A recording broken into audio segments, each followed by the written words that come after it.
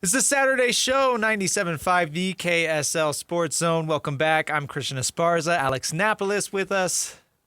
Good morning. Hope you have wonderful plans for your weekend ahead. We love to start things off for you. It's great times, man. Yeah. It's great times. There's a lot of news to break or a lot of news to break down and talk about. Busy week for a weird, just early June week here in the state of Utah, man. Well, yeah. I mean, we had the NBA Finals, the Stanley Cup Finals both start. And then what seemed like a slow Friday night, all of a sudden we got a bombshell breaking news story. We'll get to that in a second.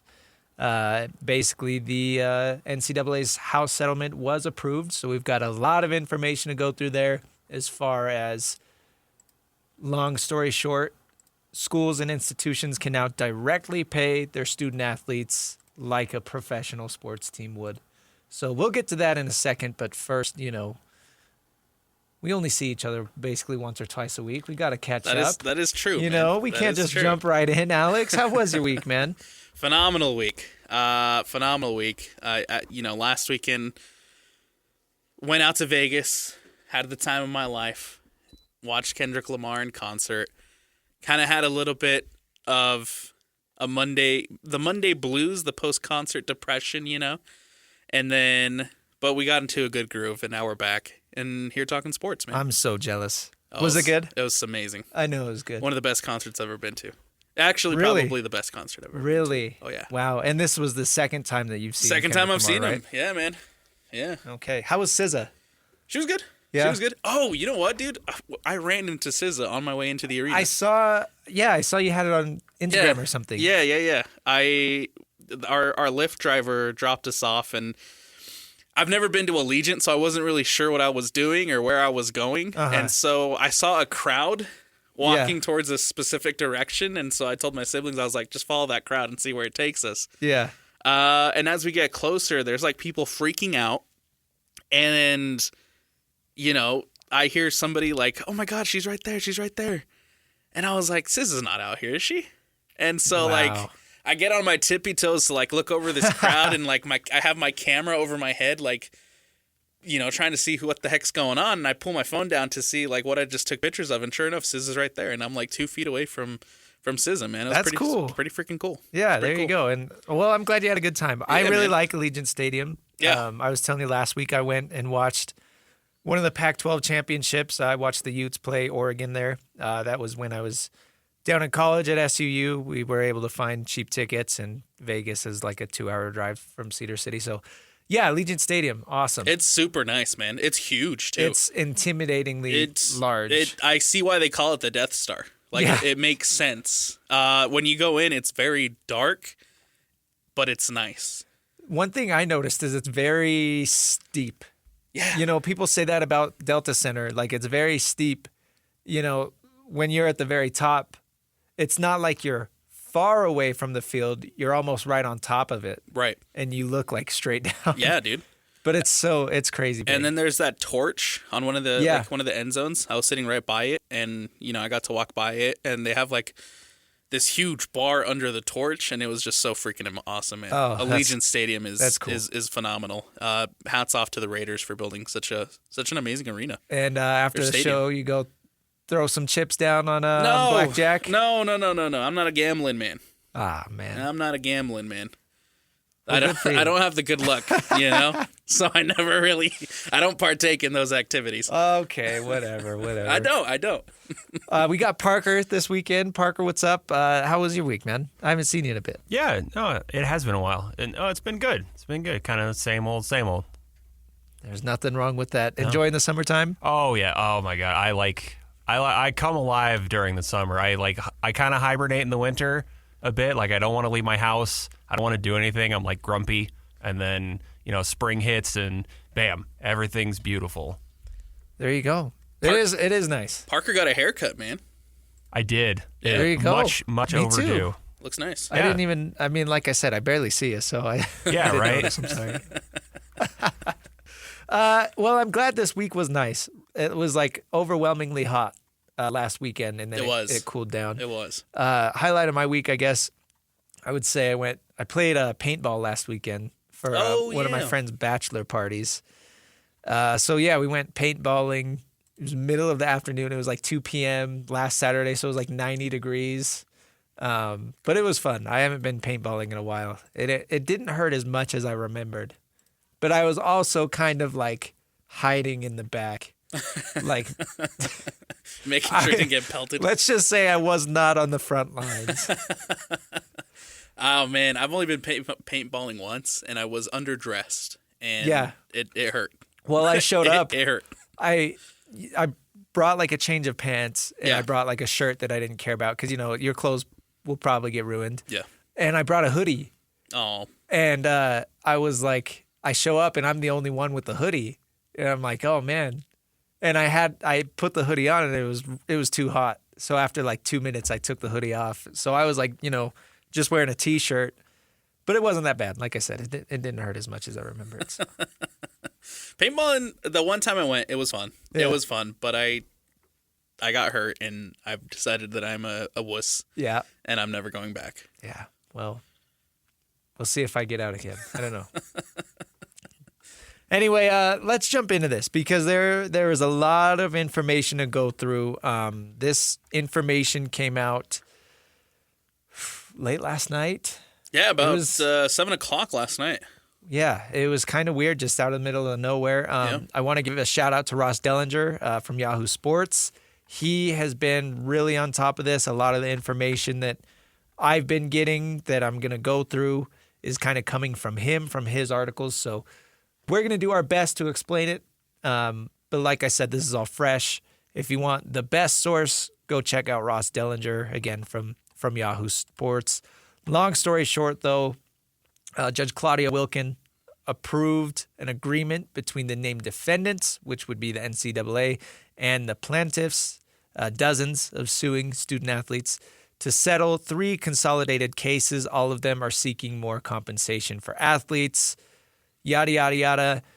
There's 2 parts to this. The first part is there's going to be $2.8 billion in back pay that's going to go from athletes, former student athletes, from 26 to 2024. So that $2.8 billion is going to get distributed between thousands of football and men's basketball players from 2016 to 2024 because they feel like they missed out on NIL. So that's the first part. The other part of this is schools are now going to have $20.5 million. That's right, yes. Basically in a salary cap to distribute amongst their student athletes. And yes. There are certain breakdowns of that, like 90% of it. And a $20.5 million that's going to continue to go up. Right. Okay. Year. So it's just like the NBA or NFL salary cap. It's going to raise every year. It is a salary cap that is being implemented to college athletics. The distribution formula goes as such. Oh no, that's back pay. Basically, 90% of it goes to football because football at any university or most universities is the driving force behind athletics. That's what brings in the most money. So I think it was like $16 million of that $20.5 million goes to football. Another couple million goes to basketball, and then the rest is basically distributed amongst the other sports. Going back to the back pay, though, I think this is funny because I don't know what the 2016 came from. Like, why start there? Mm-hmm. Because obviously there are hundreds of thousands, at least, of student athletes that played before then, maybe even millions, right? I don't know how many, but it's like our guy Hans Olsen, right? Yeah. Legend. Yeah. Legend at BYU. Not seeing a dime in back pay. 2016, it's a weird year, and I would like to know why that was picked, because I think NILs didn't really start becoming available to college athletes until 2021. So, I mean, if they would have picked 2021, that would make sense, because that's when NIL started. Right. But 2016 is a weird number. But I do think it's cool that, you're allowing athletes who maybe didn't get an opportunity to, if you look at the football sense of things, athletes that potentially didn't get to have a big opportunity in the NFL, and they get to go back now and they get some money out of it.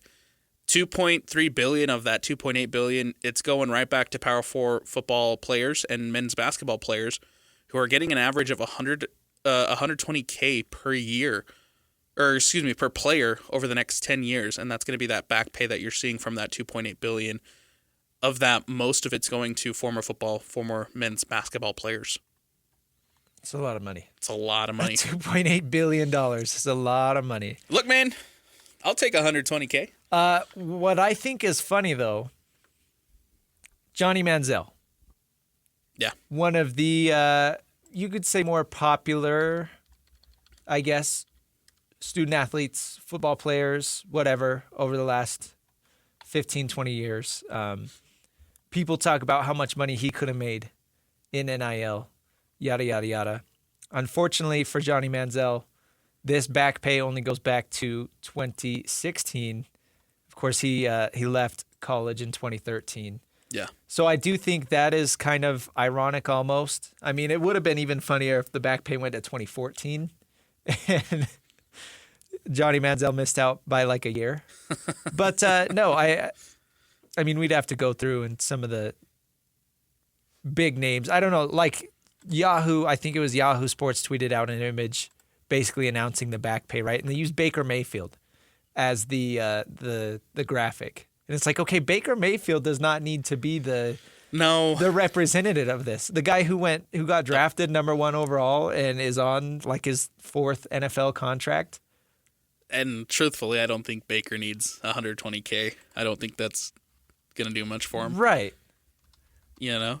There are so many other names that probably didn't make it in the pros or whatever. Yeah, man. But you use Baker Mayfield as the graphic. So I thought that was funny. Going to the revenue sharing side of things. This is where we're going to see a lot of, I think there are going to be a lot of lawsuits coming from this. But there are so many kind of caveats that come with it. Number one, I think first and foremost that I thought was interesting, there is going to be the implementation of the College Sports Commission. That's right. A group operated mostly by power leagues. It immediately takes effect, and it is basically going to oversee all of these NIL deals. Yeah. And I do want to mention, because we haven't made this clear yet, this revenue sharing model does not eliminate NIL deals from third-party sources, right? So the way these kids were making money beforehand can still happen. This is just an additional source of money that student athletes can make. So this does not wipe out, donors or which deals with fast food restaurants or car dealerships or whatever. Which I think is a good thing. Right. Which I think is a good thing, because we're just going to throw out some hypotheticals, right? School A only brings in $8 million in NIL, while School B brings in $15 million. When you bring in the rev share and you give every school $20.5 million to distribute amongst the players across your entire athletics department, I feel like that just evens out the playing field a little bit. Yes, obviously there's still going to be big schools that get a lot more in NIL, but at least you're giving that School A, who only brought in $7 million in NIL this past season, now you're giving them a little bit more financial resources to potentially bring in higher recruits. And I feel like that should hopefully give you a little bit more parity and allow you to even the field a little bit, right? Even though there is still going to be big collectives who bring in a lot of money, but at least now you're starting at a base where you can go to a recruit and say, hey, look, this is what we can offer you, even though we're not the heaviest hitters. And I think that's good. I think that's a great thing for college sports. I think obviously that's better for the quote unquote little guys like Utah State. Yeah, there you go. Yeah, exactly. They're still going to have that main draw that they can use, for basketball, for example. And I know that we talked about only a certain amount of this money can be used for basketball, right? But one player that gets more of your money is more impactful to basketball than it would be to football.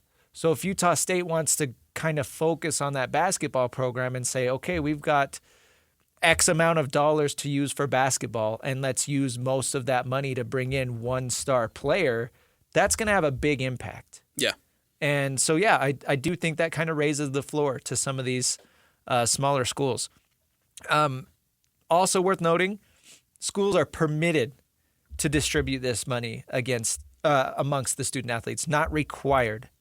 That is true. So the schools, per the settlement agreement, could just take the money without giving it to their student athletes. Now, I'm sure that would kind of dissuade some players from going there, but at the same time, Yes. it's like $20.5 million is a lot for, I'm thinking of like the smaller FBS schools. Right. Like that's a lot of money that they could probably really use. And it might not be worth it for those athletic programs, the really small athletic programs, to distribute the money amongst student athletes.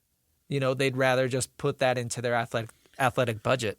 Yeah, but then I feel like if you're not distributing that to players, and again, kind of using this to recruit, I feel like that would just put you at a big disadvantage. It might. I think there are always going to be good players, whether or not they're getting paid. Yeah. And yeah, they might not stick around. You know, let's say they have a good year at these smaller schools. Yeah, they're probably going to transfer the next year because they're going to get noticed by the larger schools who actually have the money. But, you know, that's no different than what we're seeing right now. I don't think there's ever going to be a way to make your Sun Belt schools as competitive as your SEC schools, right? This is crazy though. So 90% of this budget goes to football and men's basketball. So in year one, under the $20.5 million, that's about $13 to $16 million for football, $2 to $4 million for men's basketball. And then the remaining money left over is shared between women's basketball, baseball, volleyball, and other Olympic sports. It's a lot of money. Yeah, and it makes sense.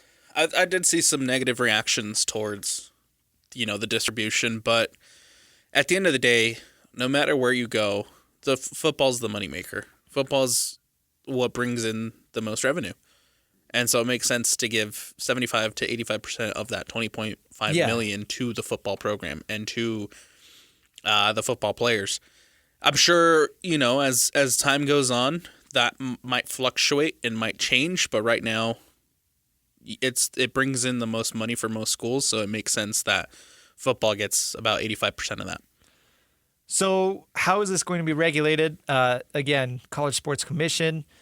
They have found their guy to lead this, Brian Seeley. He's a former assistant U.S. attorney and the Major League Baseball's vice president of investigations. He is the CEO of this College Sports Commission. So basically, they are going to be the ones enforcing this. Yeah. They are going to be the ones trying to regulate this, which is crazy to me because it seems like a tall task. I don't see how that's even possible. So yeah, Brian Seeley, you might have the hardest job in the world right now. Yes.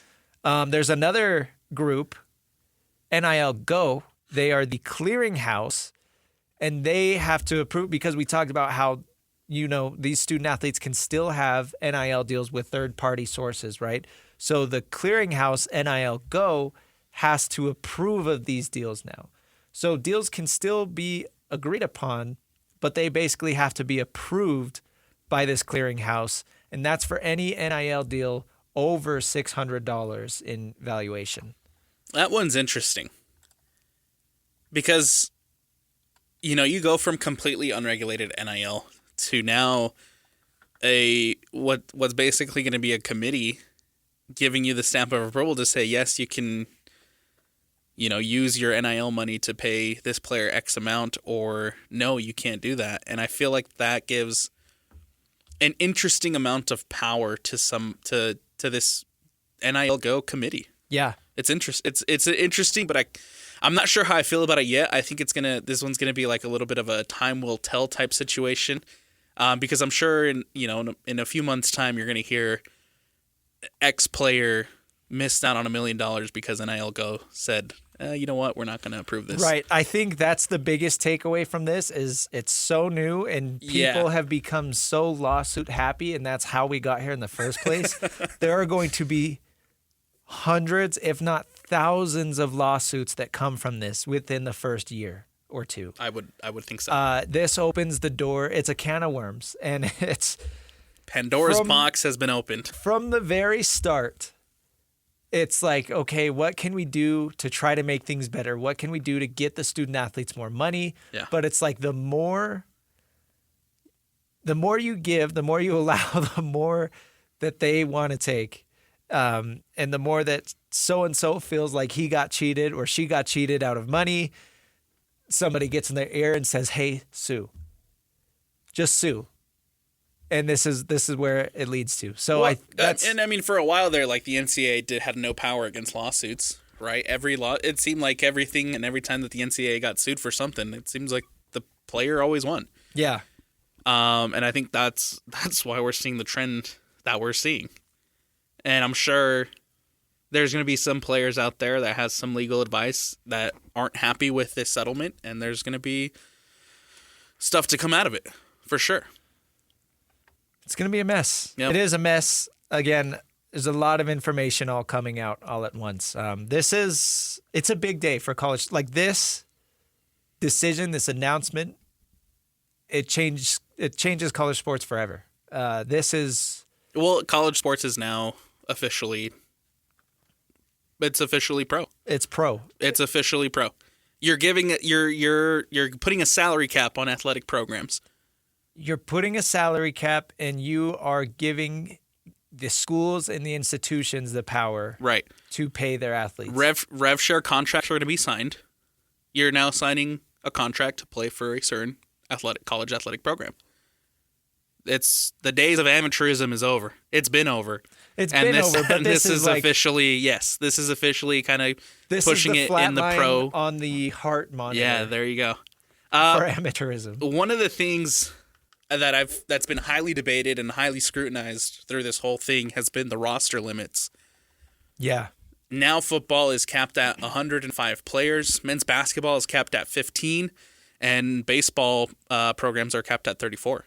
And I saw this for football. So 105 roster spots, and they can all be scholarship. Yeah. But they don't have to be. Yes. So that's an important note is schools can still have walk-ons. They don't have to give all 105 of those scholarships, but they do have 105 scholarships available. And I'm assuming that it's similar to basketball and the rest of the sports.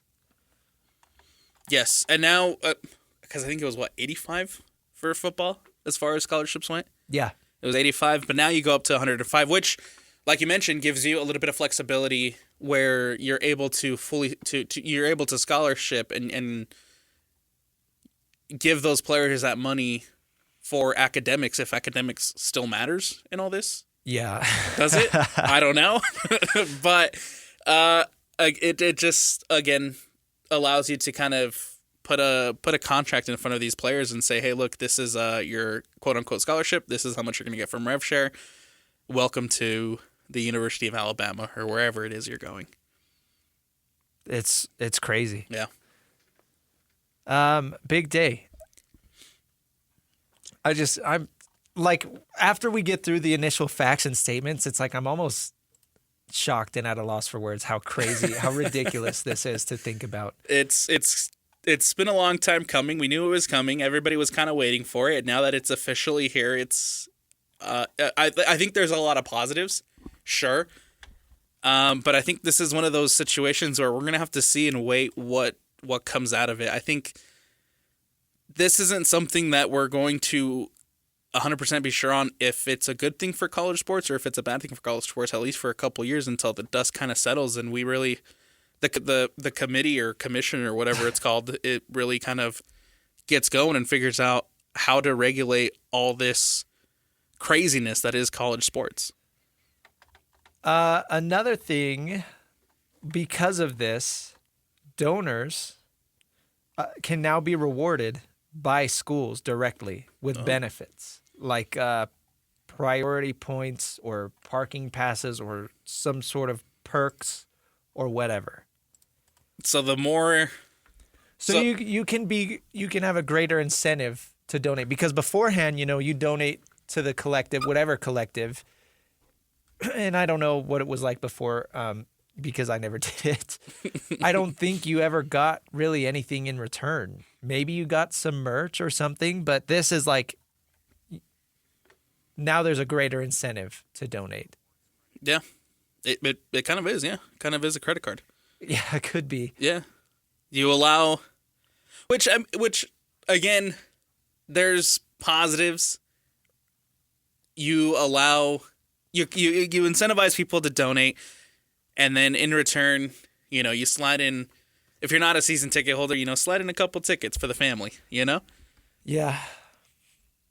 And because I think, like I said, it's awesome that everybody now kind of has like a level playing ground, but at the same time, because NIL still exists and you're still able to bring in all this money, NIL isn't going to go away, and you're still going to need to have those boosters and those donations to the collectives or through that third party or whatever it is, in order to continue to be one of the best. Right. That's to be what one we of the top. If everybody has a $20.5 million, right, your advantage still comes from NIL, from your donors and your boosters and whatever, and your collectives and the small businesses that want to help out. Yeah. So I don't think it's necessarily a bad thing or anything that you're incentivizing, Mario's Pizza Shop down the street to bring in donations, and you slide in a couple tickets for the staff or whatever it is to be right to show your appreciation.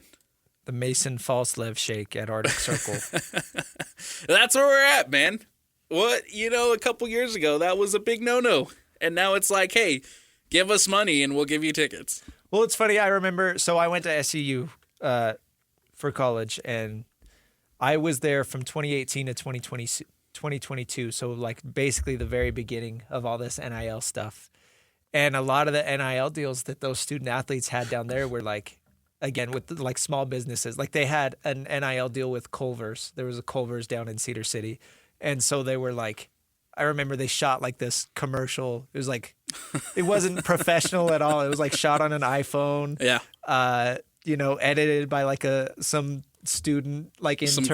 Some graphic student. But it's like, it was like cute in a way. It was like, oh yeah, like these guys, I don't even know how many meals they get. It's not like they get to eat for free for life at Culver's, but it was like, yeah, Culver's is helping SCU basketball be competitive. And now it's like, oh my goodness, these guys are getting like millions and millions of dollars.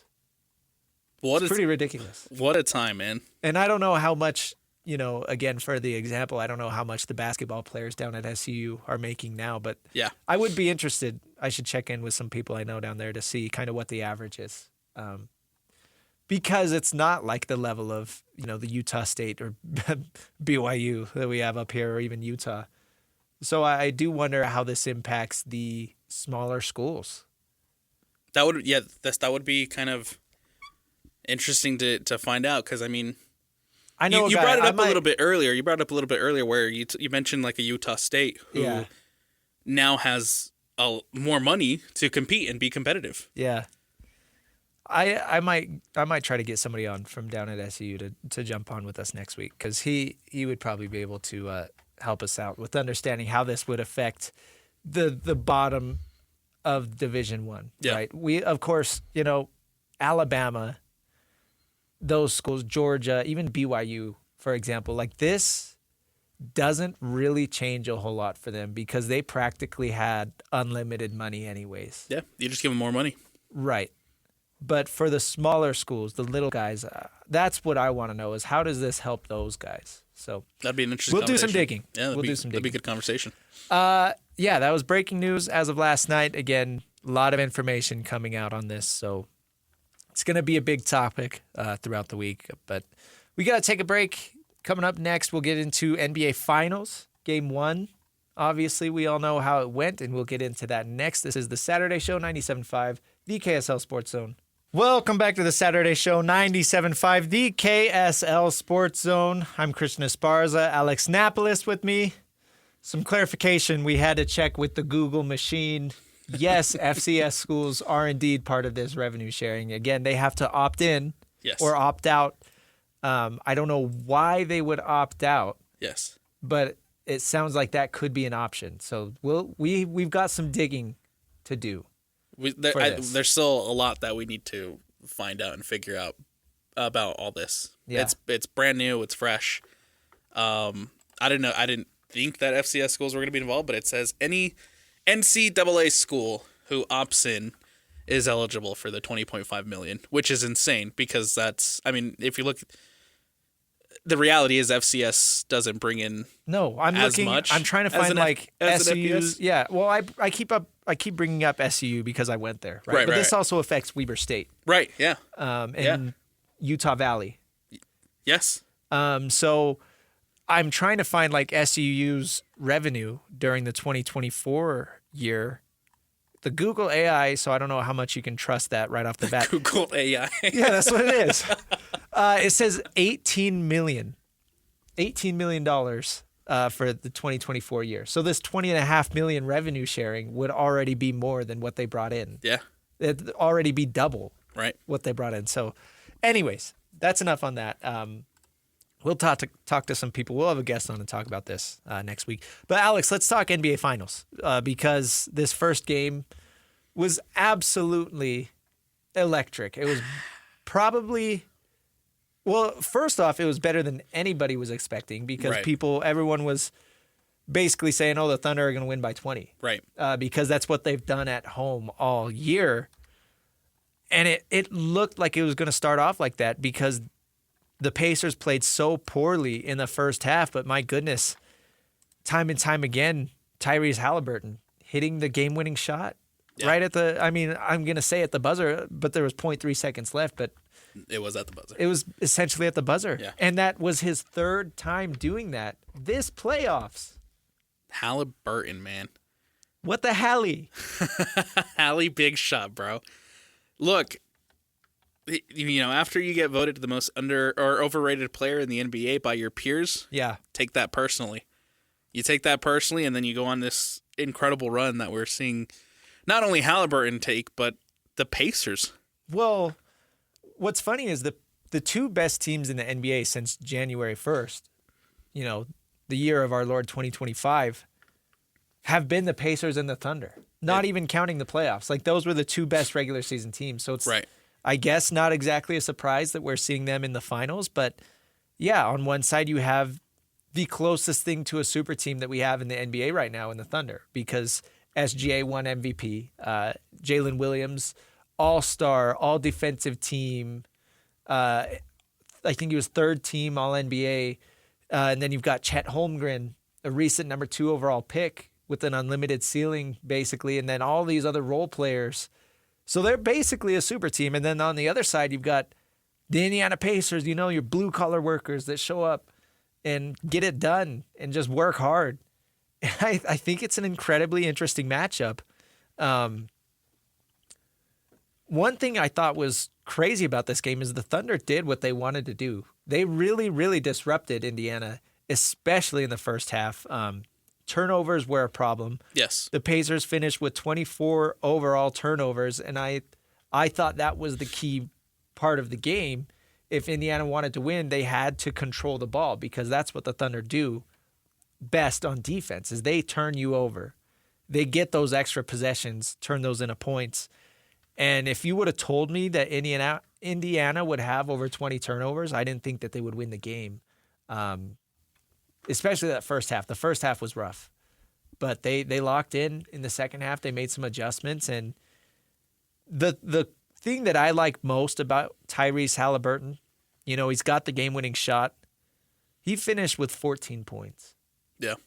And 13 total shots. This is not your typical James Harden, Luka Doncic, Donovan Mitchell, who's going to be taking 30 shots a game.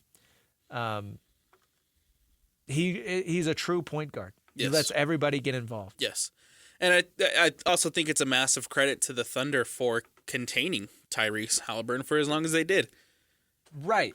Their defense is crazy. It's absolutely suffocating. And, you know, honestly, in the third quarter, about halfway through the third quarter, it looked like OKC was kind of coasting, man. It looked like Yes. they were on their way to wrapping it up, taking game one, and then going into this game two with a 1-0 lead. But instead, the Pacers just turned it on, man. I don't know if OKC just got lax.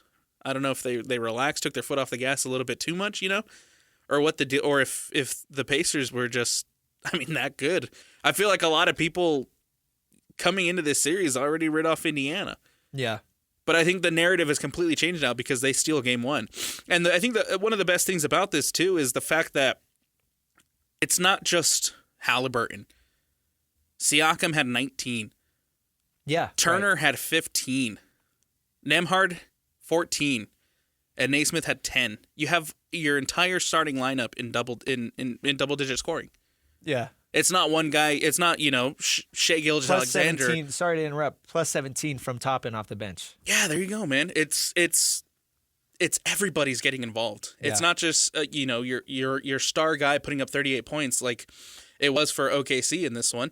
It's everybody's contributing and everybody's doing what they need to do to mount the comeback. And even on an off night for Tyrese, right? He wasn't by far any means the leading scorer, but you put the ball in his hands in the most vital moment and he makes the moment happen. Yep. And that's what we've seen from Tyrese throughout this entire playoffs. You go back to game 1 against the Knicks, that comeback against New York, it was Tyrese Halliburton putting up the shot. There was a couple of games against Cleveland, right, where they were down with 30 seconds left, and who does it? Tyrese Halliburton. Who does it again? He did it against Milwaukee. the Bucks. Yeah, he's done it time and time again, and it's he's having such an incredible playoffs, man. But this Pacer team is, I think, people wrote them off too soon. It's hard because the Thunder, on paper, the Thunder are the better team, right? But this is why you play team sports, because it's not just about what happens on paper. It's about what happens in the moment. And for Indiana just overcome all those turnover issues. Obi Toppin especially, it felt like every time he touched the ball in the first half, he lost it. But he had a really strong second half. And I want to say they don't win the game without Obi Toppin's second half, but you could honestly say that about any one of these Pacers players because they truly, like you're saying, it's not just Tyrese Halliburton, which is interesting because most people would say he's a top 10, top 15 player, especially based on these playoffs. Throughout these playoffs, he's been one of the 5 best players in these playoffs. But it's, again, he doesn't need the ball constantly. He doesn't need to put up 30, 35-point performances. Now, he can. We saw him have that one game against the Knicks where he had 35 points, 15 assists, 12 rebounds, and 0 turnovers or whatever. Yes. He can do that, but that's not how this Pacers team wins. They win the game when Andrew Nembhard takes on SGA one-on-one like a crazy person and hits a James Harden step back right in his face with 2 minutes left and they're trailing. Who does Andrew Nembhard think he is doing that? But it goes in.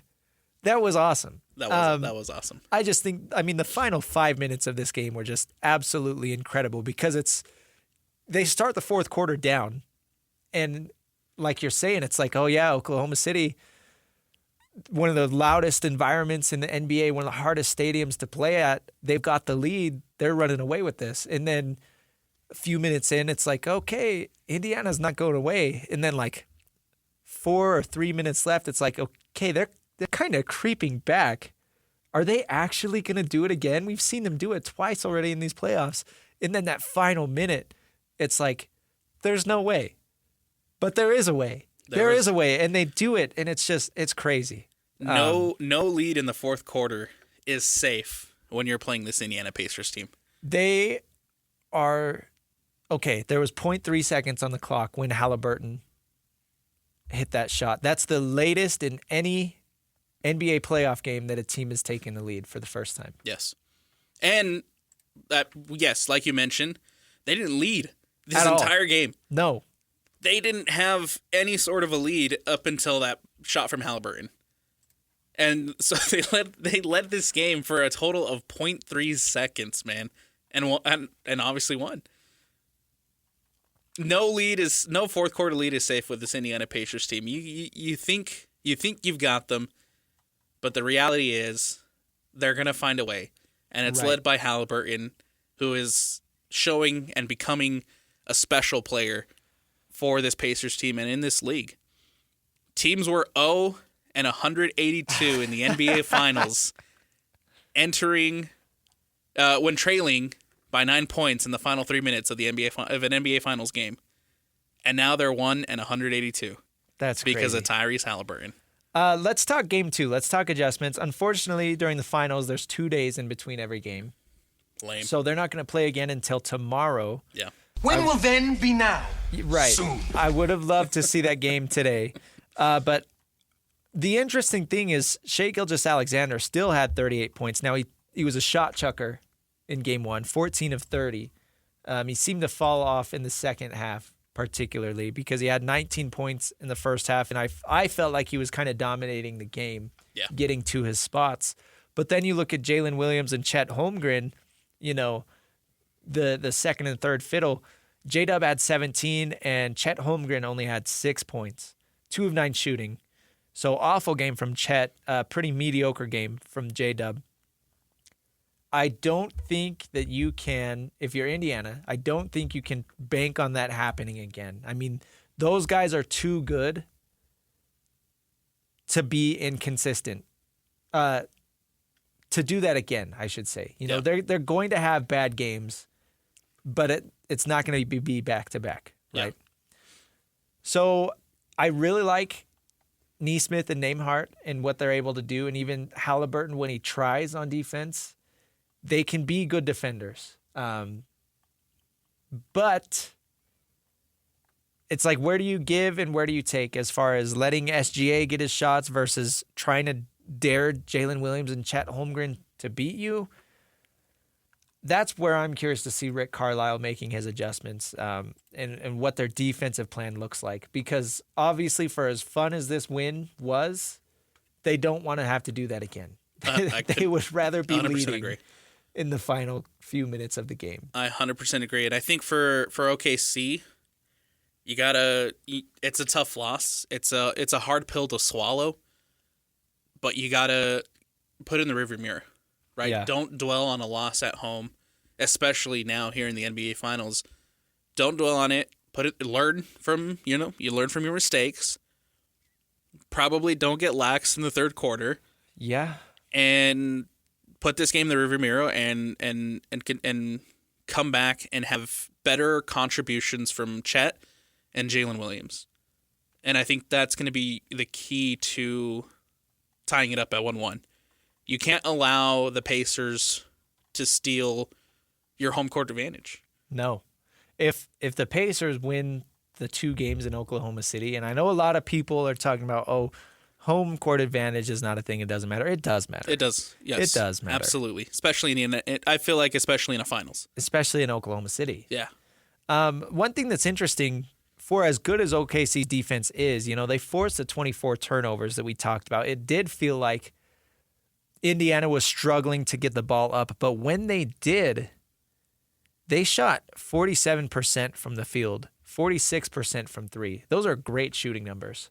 So, I mean, OKC's got to continue to pressure them and try and turn the ball over, because it felt like whenever they got into the half court, whenever the Pacers did, there was help defense coming and just swarming, whether it was Lou Dort or Alex Caruso. It feels like, or even SGA at times, it feels like there's always somebody coming in from the back, just knocking the ball away. And so I think that's the scary part about the Thunder. But again, the Pacers, when they were able to get the shots up, they were dropping. So those are high numbers. I wonder if those shooting percentages are going to fall back to average, or if they're going to continue to be hot. A lot of keys in game 2, but SGA over under 35 points. Ooh. I'm taking the over. You think so? I'm taking the over. 35 is a lot. You think he's going to put up 30 shots? Oh. How many did he have this last game? He had 30. He had 30? He made 14 of 30 shots. Yeah. That's a lot. I could see him putting up 30 again. I wonder, and obviously this all depends on how the rest of your team is shooting. Lou Dort, by the way, went crazy from 3. Made 5 of his 9 3-pointers, and he was like, during the regular season, he shot like 27% from 3 or something, so that was kind of crazy. Yeah. But yeah, it depends on how everybody else is shooting, right? Ideally, Chet is shooting a lot better, and 19 is a good number for J-Dub, but I don't know, 30 just feels like a lot for SGA. I think ideally obviously, like we were just talking about with the Pacers, you want a spread of the wealth, Yeah. right? You want to get Chet Holmgren involved. You want to get Jalen Williams involved. You want to get Lou Dort involved, right? Have him put up another 15 in game 2. You want to spread the wealth a little bit, but I don't know. I feel like SGA is a clutch enough player that if he has to play hero ball and kind of carry if Holmgren and Williams aren't sharp or aren't contributing probably the way that they want to contribute Again. like we saw in game 1, then I think SGA has that ability to be the hero and kind of take on that responsibility and have him take 30 shots. I think ideally you don't want him to take 30 shots, but if push comes to shove, he's the guy you want with the ball. OKC 10.5-point favorites. So Vegas is expecting them to respond in a big way in Game 2. Game 2 is tomorrow, 6 p.m., and then they will play Game 3 on Wednesday. So I just love that it's lived up to the hype, man. you know what makes me upset? What? This is like the lowest rated finals ever since they've been tracking it or something. Come on.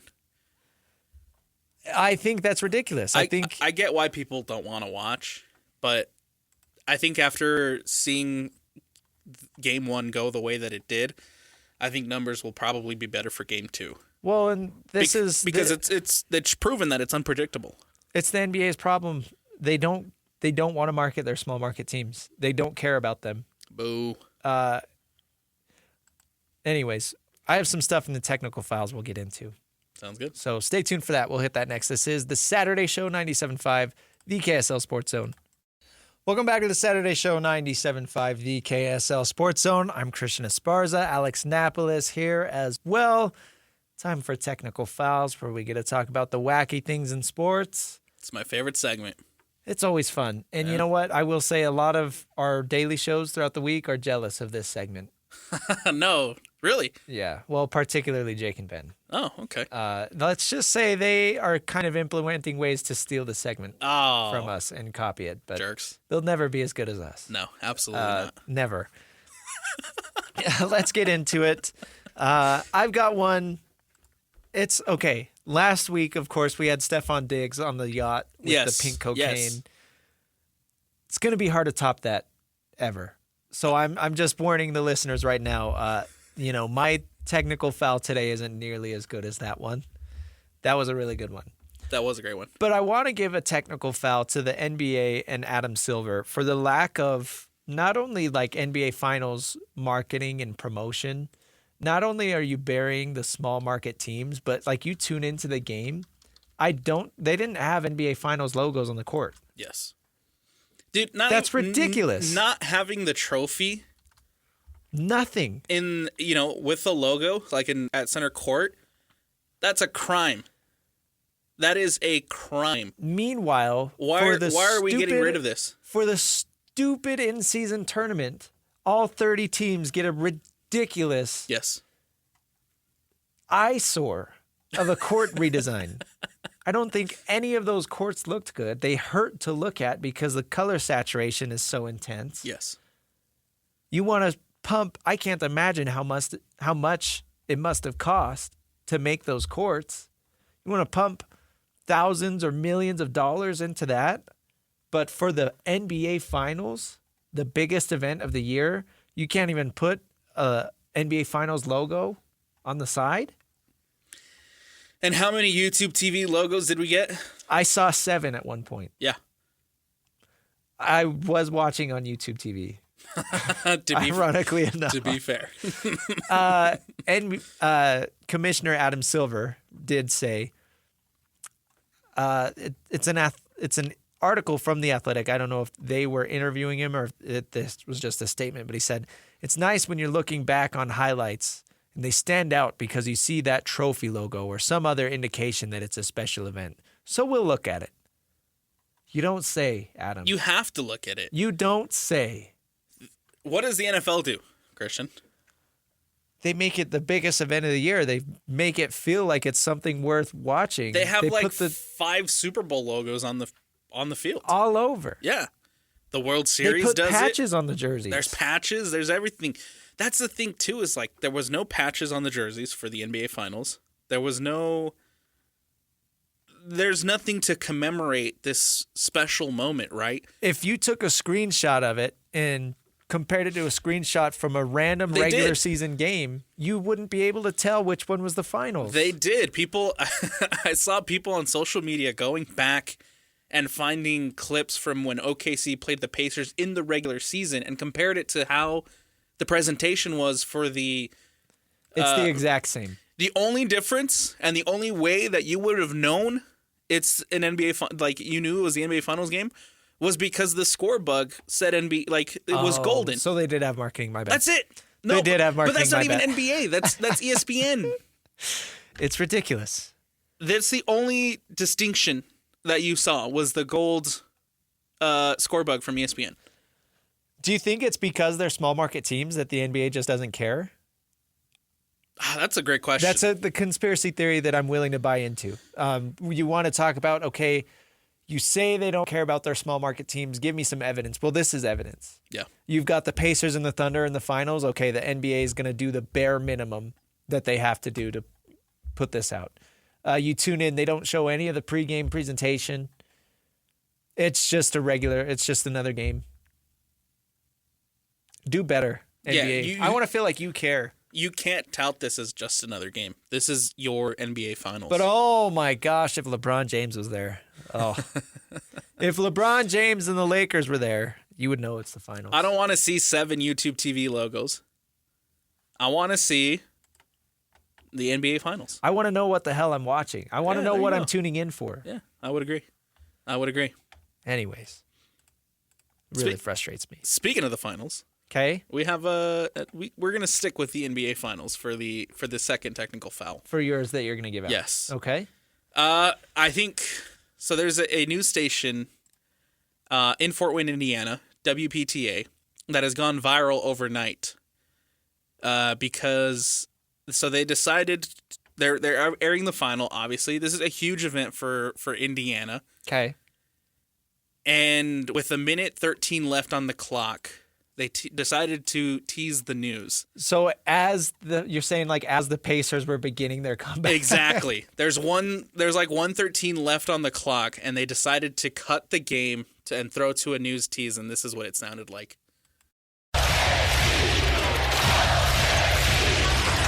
Thunder clinging to this three-point lead. SGA the drive, it's on, shot blocked. Siakam throws it back. Next on 21 Alive News, the man who was brutally beaten at Pike's Pub last week has come forward. Hear what he wants to have happen now. Also tonight, a big night for Pacer fans as Indiana is in the NBA Finals. We'll show you a local business who has seen a boost from the Yes Sirs. And we could see a little fog overnight tonight. We'll have the very latest forecast coming up in a few minutes.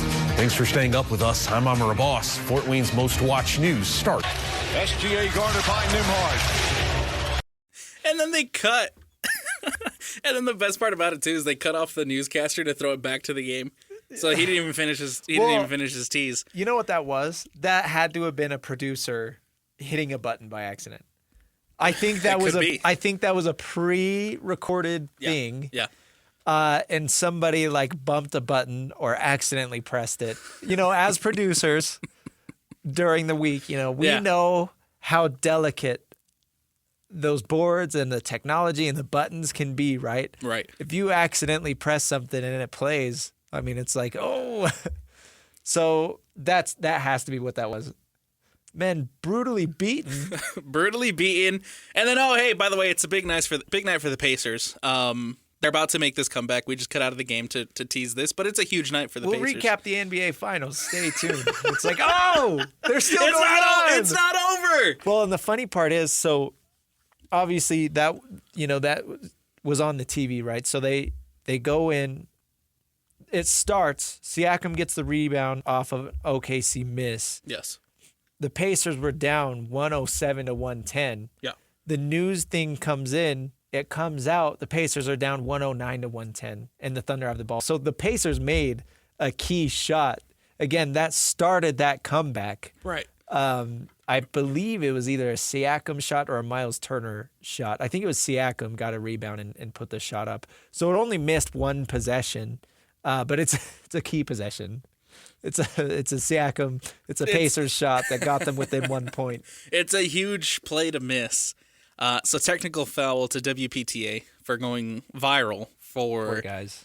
I think, if this happens anywhere else, it's probably not that as crazy and as big of a deal. But it's the fact that it's in Indiana that this happened that I think makes it such a blunder.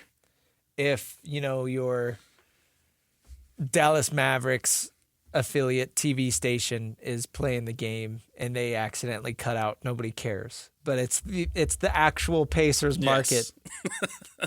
I don't know if it's their flagship TV station or what, but that's such a big deal. That's funny. Sorry, residents of Fort Wayne, Indiana. Well, at least they got to see the shot. At least they got to see the Halliburton shot. Yes. If imagine if they would have missed the Halliburton shot. Heads would roll. Oof. Heads would roll. Okay, we're way over. We got to take a break. Coming up on the other side, we'll get into some Jazz talk. I mean, it's been such a busy week. We haven't even got to the biggest news locally. The Jazz hiring Austin Ainge to be the president of basketball operations. We'll give our takeaways on that next. This is the Saturday Show, 97.5 DKSL Sports Zone. For us, Austin will be running the program. He's got final recommendation to myself on any decisions that need to be made. I think it's the job of both Justin, Danny, and myself to kind of plug into him. And so hopefully that alleviates quite a few questions of who kind of has the final decision on roster and management and personnel. His resume speaks for himself, for 17 years kind of growing up, either playing hoops, scouting, coaching, and particularly on roster management. There you go. That's Ryan Smith, the Utah Jazz and Utah Mammoth owner, speaking Monday afternoon after they made the announcement that they were hiring Austin Ainge as the president of basketball operations. Of course, Austin is the son of current Jazz CEO Danny Ainge. Lot of takeaways from that. Again, it came out at the beginning of the week on Monday, but there's Ryan Smith alleviating a lot of the questions, as he put it. Austin will have final recommendation. Of course, Ryan is the owner. Ryan Smith is the owner. Any decision that's made has to go through him. But it's basically Austin is the one saying, hey, you should do this. Hey, we should do this. So Austin is the guy. This is huge for the Jazz. Yes. Because this is basically the identity of the team. It is the man in charge. And you hear that basically Justin Zanuck, the general manager, and of course Danny Ainge, the CEO, will basically be under Austin. Austin will have final recommendation on everything. So this is big. It's a big hire for the Utah Jazz. I think as they continue to navigate the rebuild, as they continue to navigate kind of the direction of where they want things to go and where they want to end up, I think Austin, I think it's a good hire. Austin was a part of that Celtics front office staff that went through a similar situation, right, where the Celtics kind of retooled and rebuilt their roster, specifically, drafting Tatum and building that Boston Celtics NBA championship side. And so he brings that experience with him now to the Utah Jazz. And I'm excited to see what Austin Ainge's vision for the Utah Jazz team is. I'm glad you bring that up, and we'll start there. Of course, 17 years in Boston. Before that, he spent some time. Got to give a shout out again to my T-Birds. He was an assistant coach there for a season. Parker, can we keep tally of how many times SCU has been mentioned on today's show? I think that's 5 or 6. But no, I think that the Boston ties are obviously huge because Will Hardy spent some time there. Yeah. Danny Ainge spent some time there. Austin, 17 years there. A few other members of this Jazz staff and front office come from Boston. And Ryan Smith was on DJ and PK. So that was a press conference on Monday. Ryan joined DJ and PK on Thursday to talk about basically Danny and Austin and the big roles that they had in Boston's success. Yeah, I mean, I think since 2018, they went to the final, one of the finals like 5 or 6 times, which is incredible given the fact that no one goes there and knocks on the door and it opens. It's almost unheard of. Everyone's going there and then having to retool a little bit. You know, they've had to go multiple times to get that championship. You know, even when I took over and we took over the Jazz, you know, we had a great regular season, but we were clearly far away when we got into the playoffs every year. What happens is you go back and retool and you sharpen the tool to go back again. You make some changes, you add some pieces. Ultimately, you run out of time. And what they've been able to do to prolong that run by not only keeping your stars and your players in a good spot so that they still believe and they want to come back, keeping your coach and the organization in a good spot, and not getting too emotional so you take all of the assets you have and then the clock runs out on you. It's pretty strategic, and there's a lot that goes into it, and I think they've done a good job as anyone we've seen in doing that. And then if you look at all their characteristics of those two and kind of how they lead and how they are, it really makes sense. Danny does keep everyone confident in a good spot, and he really is just a joy to be around. They have a strong belief where they'll say no to stuff that could come back and bite you. I love that. Because, yes, of course, we know that, first off, for the big swing, right, the 2008 championship, the Celtics had to trade for Kevin Garnett. Yes. And they brought Garnett and Paul Pierson and Ray Allen, and they had Rondo. And so they assembled this super team, and they went and chased the championship. And then however many years later, they had to make the decision to blow it up. And they traded away all those guys and accumulated all these picks. And there's Ryan right there literally comparing the Utah Jazz to that. Yes. And he said it's hard. You can't become emotionally attached to some of these rosters, no matter how good you think you are. You know, if you're not winning the finals yet, odds are you're probably not going to make it. And apologies, first off. That was with Hans and Scotty, not DJ and PK. And I cut some things down from there, but I like him basically admitting, like, yeah, that's why we had to blow up the Jazz roster when I first bought the team. Yes. We weren't close. No matter how good we were in the regular season, we weren't close. Yeah. And that showed time and time again throughout the playoffs. So they felt the only way forward from there was to blow it up and restart. And obviously Danny and Austin have the experience of building that team in Boston that went to the finals or won the finals, I want to say 3 out of the past 5 years. So that's huge there. That's some great insight as to why they made that move. And, of course, the nepotism thing was a big deal. But I think, I don't know, I wasn't ever worried about that at all because, again, this is a guy who was basically the number 2 guy, the right-hand man in Boston, right? I think his resume speaks for itself, and those were Ryan's words as well.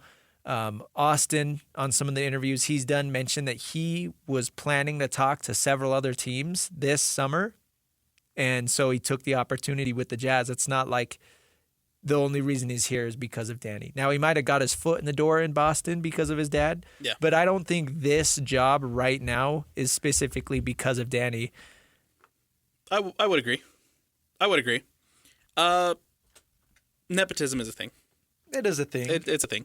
And there's clearly some situations where nepotism and it doesn't work out, right? It crashes and burns quickly. They're not meant for the role. They're not meant to be in the league, whatever the case may be. But there are certain times where people crash and burn with nepotism. I don't think that's the case here. I think, sure, maybe he did get his foot in the door because of his dad, all those years ago. But even after Danny left, they kept him around in Boston. It's not like they fired him. Right. They saw... He didn't come over with Danny right away. Exactly. In 2022 or whenever it was, or 20 whatever. Had that happened then, maybe we're having a different conversation. But I think it's the fact that Boston saw his value. They kept him on. He helped build that team that won that championship last year for the Boston Celtics, right? Yeah. Like you mentioned, like Ryan Smith mentioned, his resume speaks for itself. It's a different conversation if, Boston fired him because he didn't do a good enough job. Yeah. But here, it's a different story. Maybe all those years ago, yes, there was a conversation of nepotism, but I think right now Austin Ainge has the resume to rebuild a team. Yeah, and it's a little murky on what exactly his title was in Boston because we know that Brad Stevens was in charge there. We know that Brad Stevens is essentially I don't even know if his title is president of basketball operations, but Brad Stevens is the guy in Boston. So as long as he was there, Austin was never going to get this opportunity there. But as you say, he was extremely valuable there. Some other tidbits we've got to get to. He made some waves because he was asked about the team last year manipulating the starting lineups, right? And he gave a short answer. He said, you won't see that this year. And so first off, and I love the way that fans think. There are a lot of fans that were like, oh, we're trading for Jaylen Brown. We're trading for Giannis. We're going all in next year. I don't think that's what that means. No, that is not what that means. Yeah, I don't think that's what that means. Let's play. Okay, Austin joined, and this was on DJ and PK. DJ and PK asked him about that, and I want to play Austin's answer first, and then we can kind of get into that. So this was Austin's follow-up to You Won't See That Again. And I think we have to keep all of those different ways on the table. The optionality, we have to find value, and we have to make smart moves. And so I don't know how it'll play out, to be honest. It's still too early. We'll have to see what opportunities present themselves to us. But if you go back to the question that was asked before that soundbite, it was asked in a specific way, and I responded to that. We're gonna fight to the end. We're gonna let whatever group we end up with fight, and we're gonna let Will Hardy fight and try to win and improve, and we're gonna do everything we can every night. So that's kind of the question I was answering. So again, the question was basically about manipulating. The Jazz got fined. Remember, the Jazz got fined for tanking, for basically holding Lauri Markkanen out when he wasn't injured, and they did similar things with Colin Sexton and John Collins. So that's what the question was asking, if we're going to see that again, holding these players out that are healthy, but you want to lose games, so you don't want them on the floor. Him saying you won't see that this year. And of course, with DJ and PK, he's not going to come out and give their plan, right? You don't want to show your hand. You don't want to announce to everybody, right, hey, we're tanking again. Hey, we're going to make a big move in a month. We're going to try and make a big trade. Yeah. No, what he's saying is just, you won't see us holding out players to lose on purpose. Now, reading in between the lines, as you've mentioned a couple times on this show, if they fall lower than 8th in the lottery, that pick goes to Oklahoma City because of a dumb trade that was made years ago, sending Derek Favors over to the Thunder. This is the last year of that pick being a threat to conveying. So it's a line that you have to walk. You either have to be so good that you don't care about losing that pick, or you have to be so bad that you're not at a risk of losing that pick. And you look at next year's draft and how good it is with AJ DeBonsa, Cam Boozer, Darren Peterson, all those guys. Yeah, you want to be picking at the top of that draft again, but you don't want to be middle of the road to where, say you finish with the 8th worst record and lose 1 or 2 spots in the lottery, that pick goes to the Thunder. Right. So that would be about, in this year's draft, that would be about 25, 30 wins for comparison. So you still want to do your best to stay around 20 to 25 wins if you can.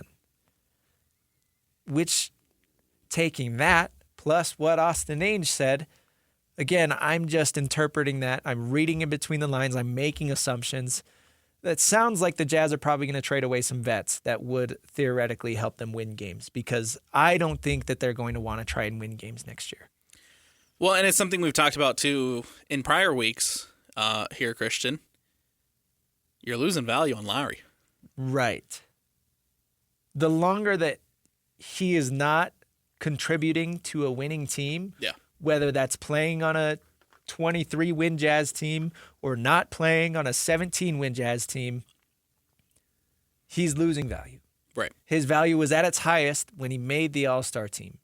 They had a chance to trade him away last summer, according to reports, but the Warriors weren't willing to meet the Jazz's value for Lowry. And that's actually a good segue because Danny Ainge, with a lot of interviews to play with, Danny Ainge joined DJ and PK, and they asked him about missing out on big game hunting, his iconic quote that people took and ran with. And this is what Danny had to say about missing out on big game hunting. Well, so like we have gone after some of the bigger players and bigger names and more star-like players to add to our current roster. But, you know, in the league now, there's not many of them right now that are available. And those that do come available, there's 8 or 10 teams trying to get them too. So I think maybe the most important thing is what you're saying is that what you have to trade matters a lot. And most of the trades that I've made in my career are because the other team really, really wanted what I had. And that's why you make trades. I mean, it's tough to like call a team and sell them on a player that they don't want. And so they spend all their time looking around the teams they want and call the teams that have players they want. And so that's the most important thing is just having the assets. And we do have the draft picks and we do have good players like you mentioned. But if they're not good players in the eyes of the teams that have the star player, there probably isn't going to be a deal done. Takeaway number one, obviously, like Danny said, there just wasn't any big game available on the market to go and get. Takeaway number two, teams not being interested in the Jazz's players, which, as you're talking about depreciating value, that's going to happen when these guys are not on the floor. Absolutely. And like Danny says, you know, you can't really force someone to take a player they don't want. Right. So you have to, again, they have a lot of questions. They have a big Lowry question that they need to answer this offseason.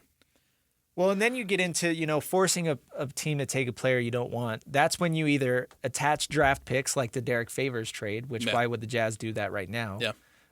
Or, I mean, you look at the Lowry packages that were suggested last year. You're talking about Jonathan Kuminga, some picks, and Brandon Pajemski.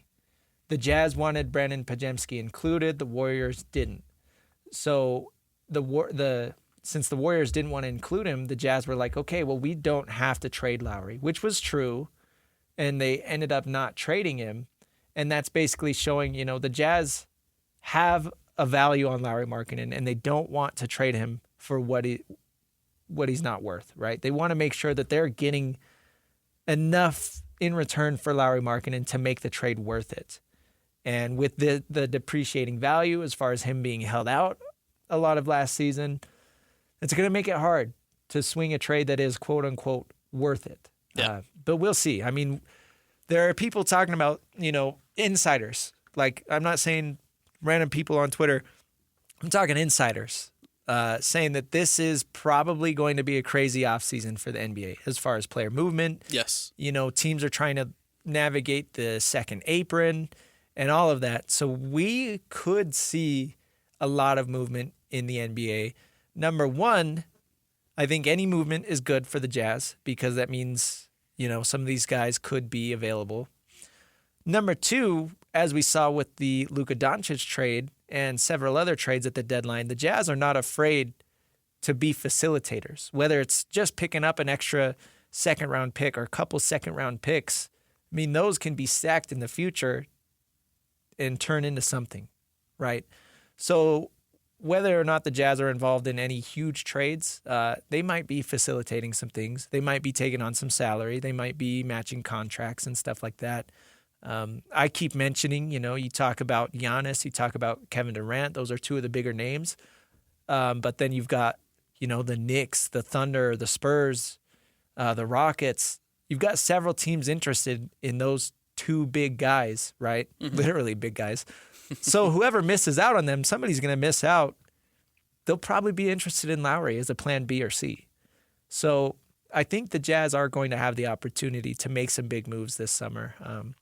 I do want to mention we have a poll up on the Zone Twitter account right now, courtesy of Parker. He posted that. I want to get the wording right. What should the Jazz do for the 25-26 season? Option A, tank baby tank. Option B, no tank, same roster. Or option C, make a big trade swing. So I'm assuming tank baby tank would be trading away Lowry and or John Collins, Colin Sexton. No tank, same roster would be throwing these guys out and saying, okay, go play ball. We're gonna do the and same that's thing. where you get into the risk of losing the draft pick, right? Because if you trot out this same roster, you're probably winning around 30, 35 games, I would say. Or make a big trade swing, try to win. You know, if you make a bid, obviously it would depend on who the player is, but if you make a big trade, like realistically, what is your ceiling? You know, like 40? Right. 40 wins? Is that worth it? Because you're still losing the draft pick. Yeah, at and that I was point. about to say you'll lose that pick. I think honestly, I think the tank baby tank and the make a big trade swing right now kind of go hand in hand because like you said, there is going to be movement. There is going to be a lot of movement this offseason in the NBA. I think we're about to enter an absolutely wild offseason for basketball and for the NBA. And I think Lauri Markkanen is going to be a big part of that. The Jazz will make a big trade swing, but it's not going to be bringing somebody in. It's going to be finding a big trade for Lauri Markkanen. Yeah, I think in the context of the poll, the trade swing would be gaining somebody, but I see what you're saying. Right now, Tank Baby Tank leads with 57% of the vote, and then make a big trade swing is 27.5% of the vote.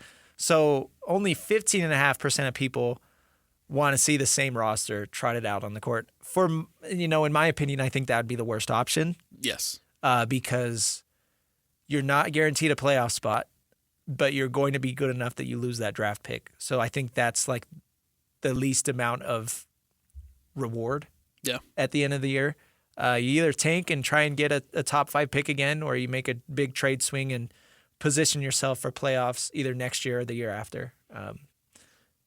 Yeah, we'll see. It might suck to hear this, Jazz fans, but it's going to be another tank season. I think Jazz fans are in for at least one more season of tanking. Of purely, truly tanking. Again, getting into the roster manipulation, it's not going to be as icky as, Lauri Markkanen stubbed his toe. He's going to be out today. No, it's going to be, let's trade away, all of our veterans, and we're playing 10 guys under the age of 23 or 24. That's what the new tank will probably look like. And again, we'll see. We will see. We got to take a break. Coming up next, we will get into 5 minutes of course, we got Stanley Cup playoffs. Last night's game was electric. And then a big-name quarterback just signed his deal. It's all official. We'll hit that next. This is the Saturday Show, 97.5, the KSL Sports Zone. It's time for 5 minutes of. Got some other sports news to talk about. Not a ton of time, so we will get through it quickly. Alex, let's start with NHL Stanley Cup Finals because last night's game somehow was even more intense than Game 1. And I would argue even more intense than maybe NBA Finals Game 1. Would you go that far? I don't know. The game-winning shot at the buzzer is pretty crazy, but I would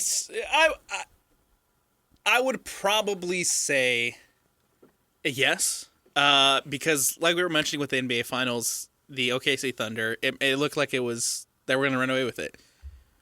But when it came to Game 2 of the Stanley Cup Finals, it was literally just boom, boom, boom, boom, boom, boom, back and forth, like a true nail biter. I had no idea who was going to win this. Right.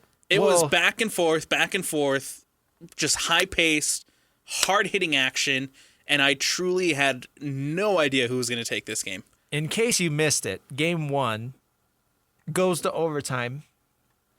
Edmonton takes it 4-3 in overtime. Connor McDavid had a beautiful pass to Draisaitl. Draisaitl finds the back of the net. I love golden goal, by the way. I think that's my favorite overtime format in all of sports. Yeah.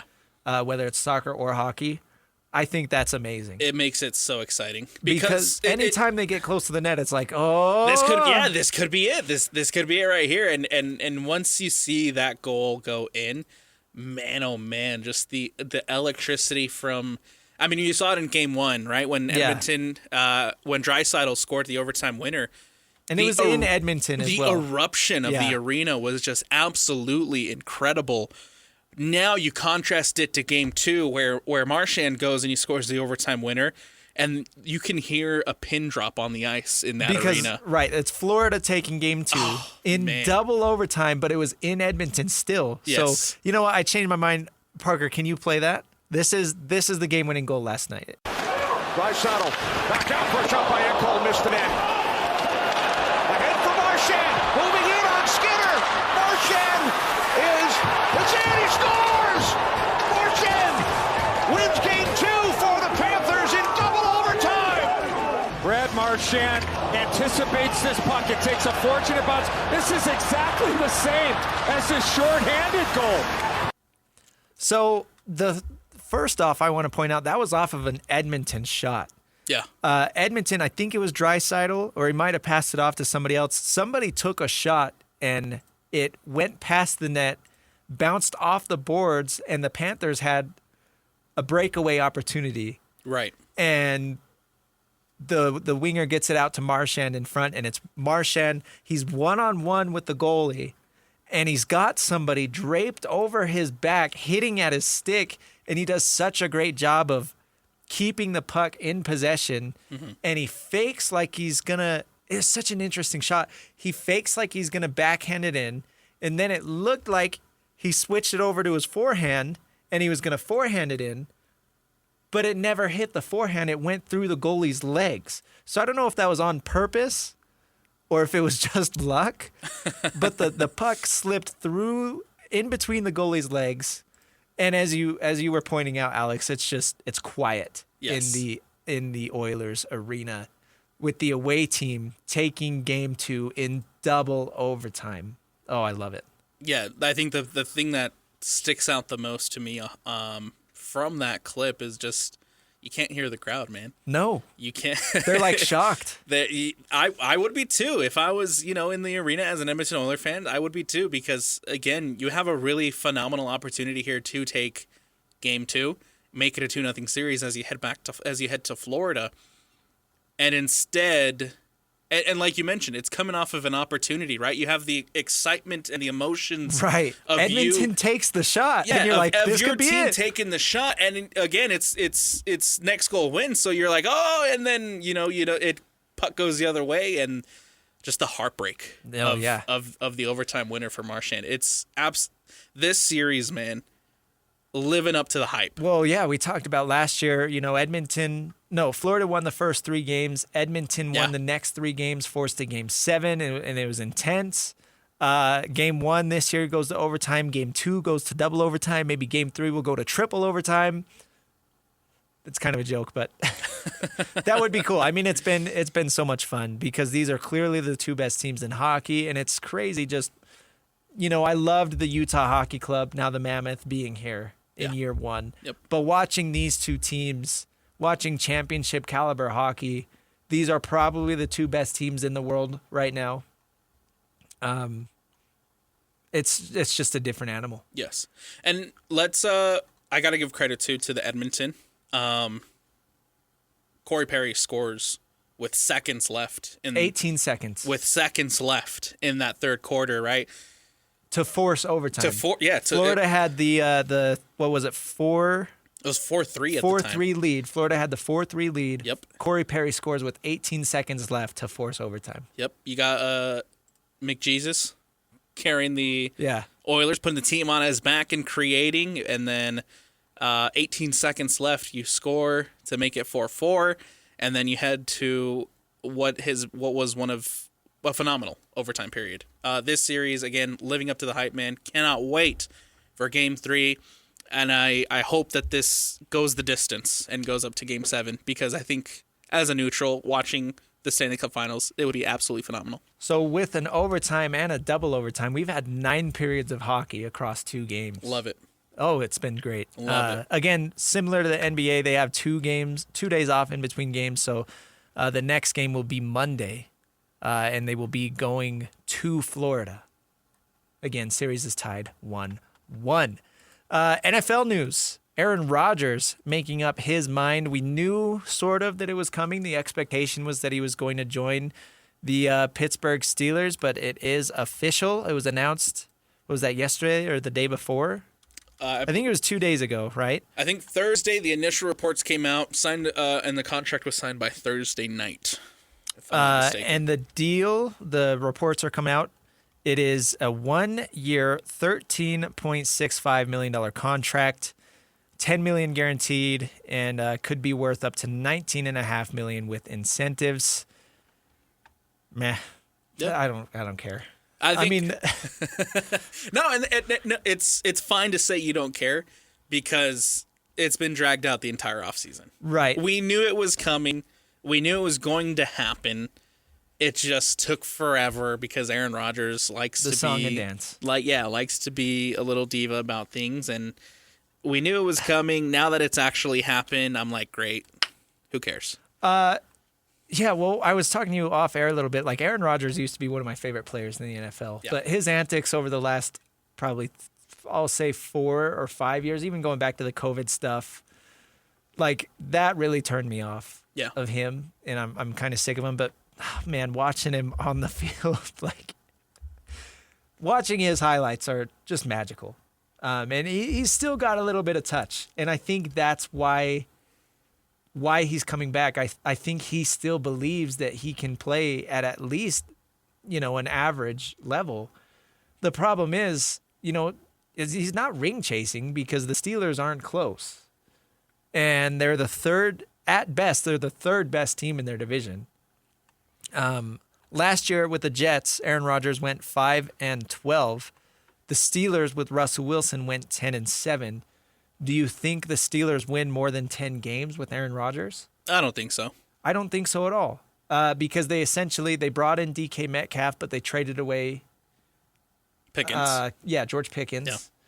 Yeah. The rest of their offense, Jalen Warren is a fine running back. They drafted Caleb Johnson, but I don't think he's that great. TJ Watt is an animal. The defense is always going to be good. I think Mike Tomlin is a good coach.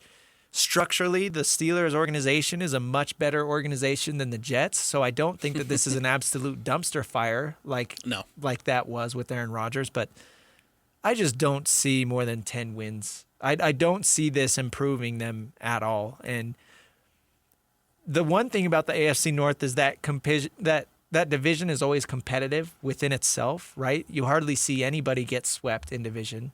Most of these series go 1-1. They'll beat each other all of the time. But, if the Bengals are fully healthy, I don't think that Pittsburgh's better than them. Definitely not the Ravens. So, yeah, you might not even make the playoffs as the third best team in your division. Look, Aaron Rodgers, Green Bay Aaron Rodgers was special. He was phenomenal. He was fantastic. But, the Jets have left a stain on his legacy. Yeah. His time with the Jets have put a pretty big stain on his legacy. And so I think this is a good opportunity for him to try to regain some of that respect and regain some of that legacy. But truly, I don't see this. I think even 10 is pushing it. I would probably say 9 or 8 is probably the ceiling for this Steelers team with Aaron Rodgers. I agree. And that's where the Steelers have been for most of their time. Like, Mike Tomlin's whole thing is he's never had a season below 500. And yes, they went to the Super Bowl. They won a Super Bowl with him, but it's like for the last, I want to say 10 years, like, yes, they barely made the playoffs, but they've really been right around 500. Yeah. And I think that's the curse of Mike Tomlin. And I don't want to put all of the blame on him because they've been playing with an old Ben Roethlisberger. They've had Kenny Pickett, Mitch Trubisky, Mason Rudolph, and now a 41-year-old Aaron Rodgers. It's like, yeah, you don't have your franchise quarterback. So I think you'd just be better off at this point. I think they should have kept Justin Fields. I think that would have been the better option. I would agree. Or bottoming out and trying to get a legit franchise quarterback because these guys aren't cutting it. Because what? Aaron Rodgers is going to play for 1 year and then what? You win 8 games, pick 16 or 17? Yeah. Like, I just don't. Who's your next I just quarterback? don't think it's in the Steelers' culture to really bottom out. No, it's not, and it's hard. And that's fine, right? I'm not going to fault them for that because at the end of the day, that gives you better football and gives you a better product. But truly, I think signing Aaron Rodgers is literally just a Band-Aid, and it's not going to. Even if they do make it into the playoffs, I don't see them going any further than past game 1. I think game 1 is no. They haven't won a playoff game in forever. Game 1 is their ceiling. When is the last time? I think it was 2017, if I'm not mistaken. Really? I think so. I could be wrong though. Is 16, 17 somewhere in that range? Yeah, 2016. There NFL you season. go. I was close. They beat the Dolphins. That's funny. I don't even remember that, if I'm being honest. Yeah. I mean, again, okay, so great. You're going to win 9 games with Aaron Rodgers. Yeah. Pick 16, 17 in next year's draft, and who's your quarterback going to be? It doesn't, it doesn't scream rebuild, and like I said, it's not in the Steelers' culture to completely bottom out.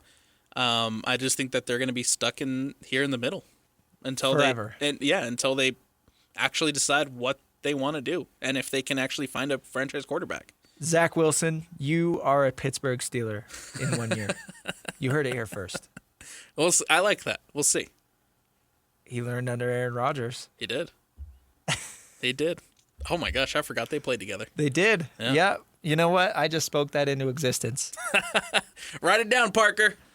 All right. We got to take a break. Coming up next, we will wrap this baby up. It's the Saturday Show, 97.5, the KSL Sports Zone.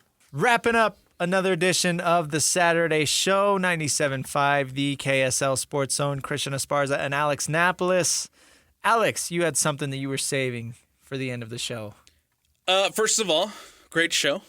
Happy to be alongside you as always here on Saturdays. Thanks, man. lot of information that we got to ingest today. But I think my favorite news of the week has to be so Lil Wayne, one of the more popular rappers, put out an album and gave Puka Nacua a shout out, and I think it's great. I think that's awesome for Puka. Yeah, getting a little shout out on a big hip hop rap album. But man, it sucked. The album. Oh, dude, it was terrible. Yeah, I'm a big Lil Wayne fan. I think he's Mount Rushmore of rappers. He's on there, right? He's got to be, but he's past his prime. Yeah. I'll say that. It was not good. Yeah, but between this, Puka Nacua getting a shout out on this, John Stockton got a shout out from Kendrick Lamar in Not Like Us. Look, man. So, Utah, we're up there. We're making it. We're making waves. Absolutely. And it's great. Anytime Salt Lake City or Utah's mentioned, we love it. Gets wrapped. Because we're weird and we really want people to like our state. Right. We are kind of insecure about being liked, and I get it because there is a stigma about people from the outside not liking us, but yes, we treat our celebrities, we're very attached to them because we feel like that is kind of what represents us, which in a way it is. But so anytime that our celebrities get shown love, we feel like that is Utah in general getting shown love. So yeah, it's cool. And anytime, absolutely. And anytime there's an outsider that comes out, we just absolutely cling on to them too. Yeah. Like when Post Malone comes in yep. and says how great Utah is, we're like, yes, one of us, one of us. I'm trying to find the lyric exactly what he says. Do you have it pulled up or no? From Lil Wayne? Yeah. Yeah, I got it pulled up. What does it say? He says, making catches, or we catch them like Puka Nacua. We catch him he does catch him. In his new song, Mula Coming In, I think that's how you say it. I don't know. Don't listen to the album, though. It's not good. Just know that Puka Nacua is mentioned in it. Yeah. And it's also a little play on, his whole Pokemon thing. We got to catch them all like Puka Nacua. Oh, yeah. Okay. So it's obviously he's a receiver. He catches them, and then his little love for Pokemon. So we were just talking about Pokemon in the break. Yeah. As far as here on the station, what else we have going on for the day? RSL off today. The Royals last night, they lost, right? They played and they lost. I heard DJ on the call. Yeah. Was it a TV game? He calls them. I didn't know that. he I thought it hangs was out. our guy JP. It was So for TV, it's yeah, DJ. Yeah. Oh, interesting. Yeah. Yeah, I tuned in to hear the end of it, and I heard DJ talking about a Royals win. I was like, oh. Royals loss. Or, yeah, Royals lost, excuse Yeah, me. they didn't win. 3-2. Got a red card. That's fun. Yeah. Did somebody punch another player? No, it was just a double yellow situation. Oh. Yeah, nothing too exciting. Anyways, that has nothing to do with today. Bees only for today. RSL is off, so the Bees will be playing at home against Red Rock. That game is at 7. Round Rock. Yes. Tough week for the Bees too. It's always a tough week. Yeah, tough week for the Bees. Hey though, there's an awesome event happening at Rice Eccles Stadium later today. Oh yeah, the Mexican national team. I'm glad you bring this up. The Mexican national team's going to be there. We got my dad tickets for Father's Day to go see the Mexican national team. Oh, that's sick. So we'll be up at Rice Eccles catching some soccer. So if you see me, they playing? Stop me and say hi. Switzerland. Right. Okay. Yeah, and that's cool that it's at Rice Eccles because it's a much bigger stadium even than America First Field, and that's a big deal as we hopefully prepare. And I say we as a country, right? United States as well as Canada and Mexico to get ready to host the World Cup. Absolutely. So getting some international teams to come in here and play. We're not going to have any games in Utah, but that's huge. And it could open the door for something down the road. And then Team USA is playing Team Mexico next week, right? But not here. Not here, no. So USA is playing Turkey and Switzerland, and then Mexico. Oh, okay. Mexico will play Turkey next.